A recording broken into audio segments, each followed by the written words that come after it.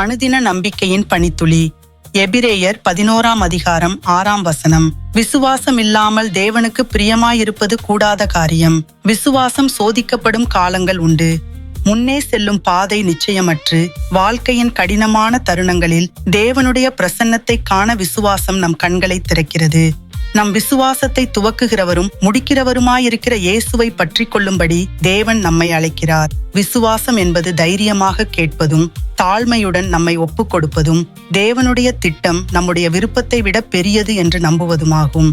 தேவனுடைய வார்த்தைக்கு கீழ்ப்படிந்து நடப்பது அவருடைய கிருபைக்கு நாம் காட்டும் நன்றியுள்ள பதிலாகும்.